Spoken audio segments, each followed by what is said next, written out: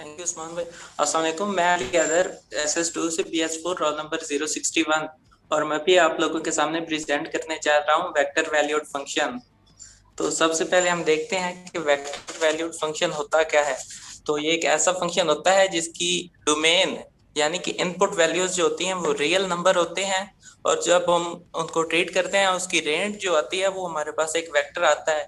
यानी हमने कोई भी नंबर लेना है इनपुट के तौर पे, और जब उसको हम आउटपुट देखेंगे तो हमने उसको वेक्टर के तौर पे ट्रीट कर लेना है। जिस तरह हमने लास्ट सेमेस्टर में पैरामेट्रिक इक्वेशन को देखा था, तो इसकी रिजेम्बलेंस बिल्कुल सेम उसी की तरह है।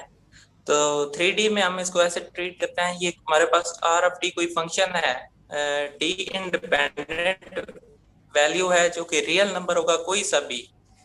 जैसे हम 0 1 2 3 कर लेते हैं, F of T plus G of T H of T, या फिर हम इसको X of T I plus Y of T I, या फिर प्लस जी ऑफ टी के की वैल्यू ले देते हैं। यहाँ पे टी हमारे पास इंडिपेंडेंट वैल्यू है, और ये हमारे पास नीचे जो लिखा हुआ आर में वो एंगल ब्रैकेट है, ये इसके कंपोनेंट फॉर्म को शो करने के लिए जाहिर होती है। 2D में हम इसको अगर ट्रीट करते हैं तो सिंपल हम F of T gamma G of T लेंगे, और अगर एक्स वाई की फॉर्म में लेंगे तो एक्स ऑफ टी या फिर जी ऑफ टी की फॉर्म में लेंगे। हम कह सकते हैं कि वेक्टर वैल्यू की फंक्शन जो है वो पैरामीट्रिक इक्वेशन से मिलती जुलती है, सेम ही है। तो इसको यूज करने का हमारा मकसद ये है कि हमारे पास सिर्फ एक ही फंक्शन है, और हमने 3D स्पेस में उसकी इनफाइनाइट डायरेक्शन को अगर डील करना है तो हम ये वाला फंक्शन ट्रीट कर रहे होंगे। देन हम इसकी लिमिट्स एंड कंटिन्यूटी के बारे में बात करते हैं। तो हमारे पास फंक्शन जो है आर ऑफ टी, क्या ब्रैकेट हैं ये कंपोनेंट फॉर्म में, ये जो F of T G of T है, तो इसके लिए सबसे पहले है लिमिट्स इसकी एग्जिस्ट करनी चाहिए। मतलब लेफ्ट हैंड लिमिट जो है वो राइट हैंड लिमिट के इक्वल होनी चाहिए, कॉन्टिन्यूस हो और ये डिफरेंशिएबल हो। डिफरेंशिएबल का यहाँ मतलब है कि उसका डेरिवेटिव उसकी डोमेन पे एग्जिस्ट कर रहा हो। तो डेरिवेटिव को हम देखते हैं, हमारे पास आर पोजीशन फंक्शन के तौर पे हमने लिया है। तो जब हम उसका डेरिवेटिव लेंगे D D T D T जो कि इंडिपेंडेंट फंक्शन है वो आएगा R into T plus delta T minus R of T और डेल्टा डी, जो कि कोई सी भी टी की वैल्यू जिन पे हमारा फंक्शन एग्जिस्ट कर रहा होगा। तो ये जो आर प्राइम ऑफ टी हमारे पास न्यू वैल्यूज आई हैं, तो इसको हमने टेंजेंट का नाम दिया है। अगर मैं पेंसिल यूज कर सकता हूँ तो इससे मैं काफी आपको अच्छा समझा सकता हूँ। 1 मिनट।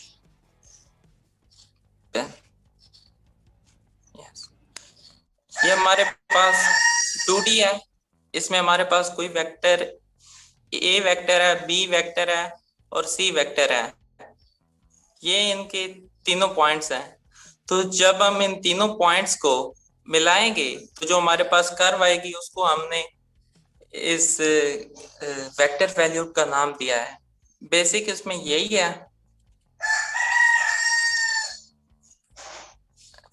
देन इसके बाद हमारे पास है इसका मीन हम यूज क्यों कर रहे होते हैं इसको। तो हमारे पास ये जो वेक्टर है ना, ये बाकी वेक्टर्स की तरह रियल नहीं है।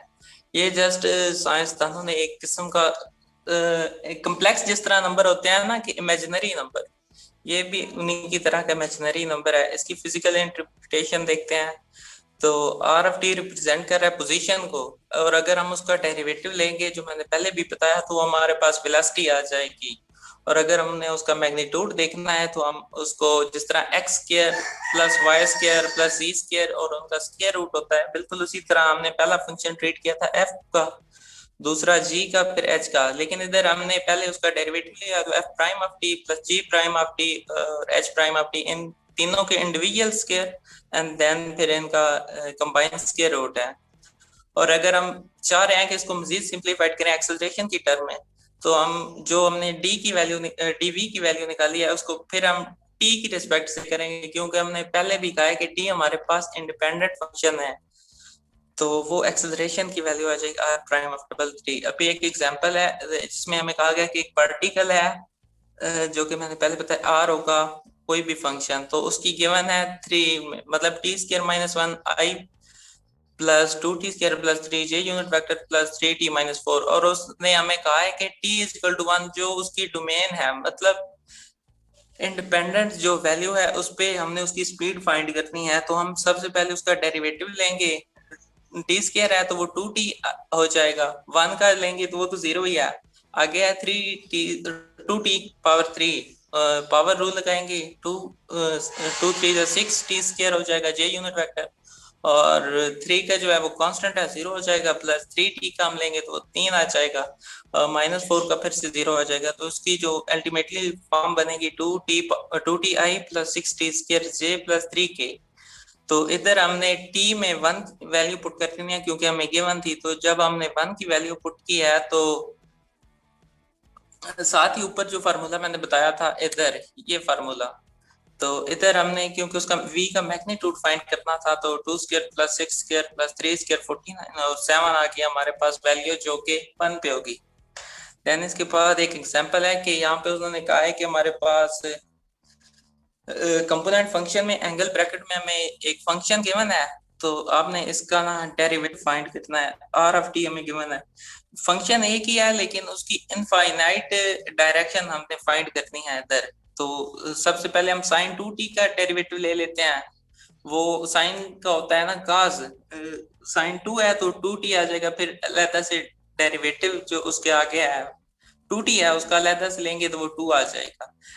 देन जो हमारे पास है इसका सेकंड पार्ट है e⁻t², तो उसका अलग से हम डेरिवेटिव लेंगे तो पावर रूल के तहत 2t e⁻t², और इन दोनों के डेरिवेटिव को हमने दूसरे डेरिवेटिव की तरह जिस तरह हम पावर रूल या प्रोडक्ट रूल लगाते हैं ऐसे नहीं करना, जिस सिंपल कामा दिया हुआ है तो हमने दोनों वैल्यूज को लिख देना है।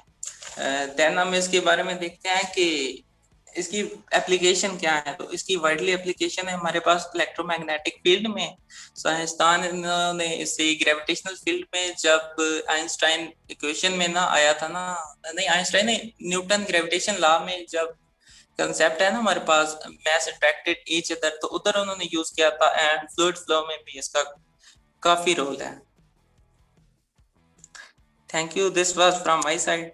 नाउ अगर सबसे आपका पहले कोई तो क्वेश्चन है। केपलर लॉ है, पता नहीं उन्होंने यूज नहीं की थी, पता नहीं, maybe I am wrong. Yes मैंने कैपलेट ला था वो, लेकिन मुझे एट ए टाइम वो उसका नाम भूल गया। अच्छा ये बताएं कि वेक्टर वैल्यूड फंक्शन की भी आपने अभी 3 स्पेस डिमेंशन में लिए हैं, स्पेस में भी हमारे पास 3 डिमेंशन होते हैं, दोनों दोनों में डिफरेंस क्या हुआ फिर?